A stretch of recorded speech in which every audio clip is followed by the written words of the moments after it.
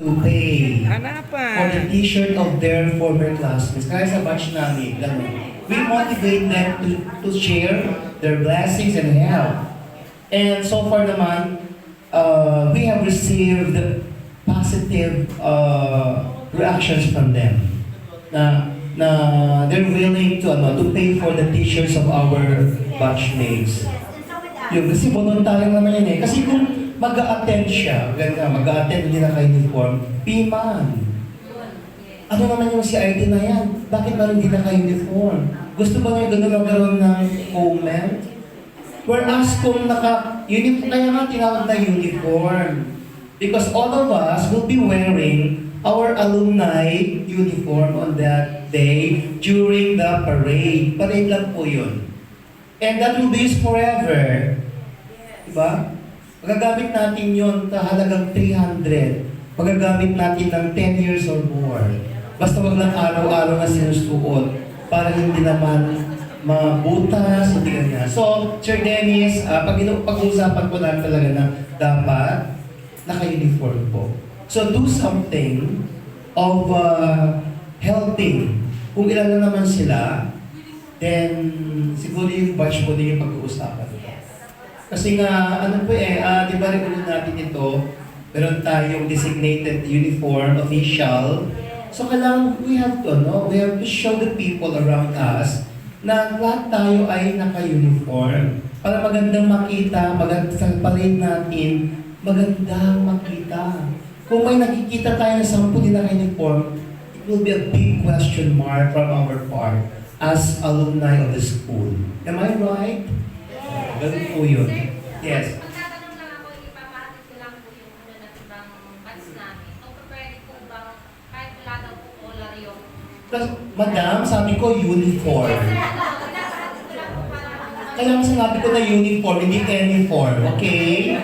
Madaling intindihin yun. Uniform, uniform. Anong gagawin natin? Uniform, uni. So, pag natin sa kanila, uniform, hindi uniform. Kasi pag may ganito, walang ganun, hindi na uniform na yung madam. Oh. Yes, Madam Malo.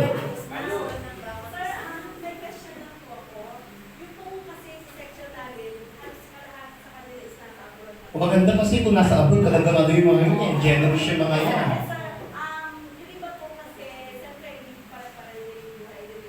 Yes.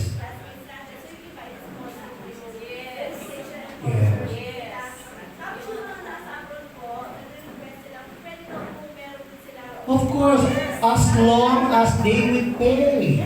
Of course. They will be given the t-shirt as long as they will pay for that. And then just get the sizes. Pag babalik bayan sila, ibigay. O kaya kung gusto mo, ipadala mo sa kanila. Through balik bayan box din. Okay na tayo. Pag sinabing uniform ha. Ngayon, pag nagre-reklamo siya mahal, hanapan niya na lang ng sponsor sa abroad. Dali lang yan. Dali lang yan.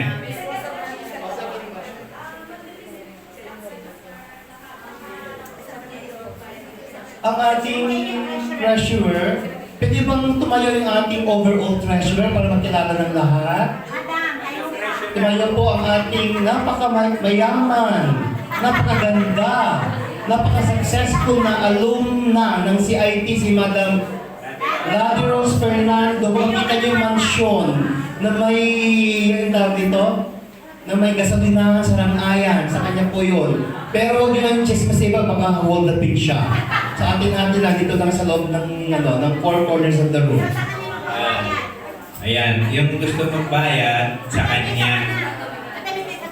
Kasi sa dami ng mga perang binibilang niya, minsan tinatawag niya ako, Nori, tulungan mo ako magbilang ng pera. Ayun, kaya nagre-remit sa akin yung iba.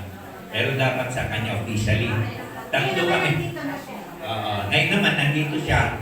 Pahawakan niyo naman ang pera. Kasi mamaya hindi ba ibibigay niya sa akin mamaya yan eh. Ayan, for the meantime, sige, ano ba ang itatouch natin? Teka muna!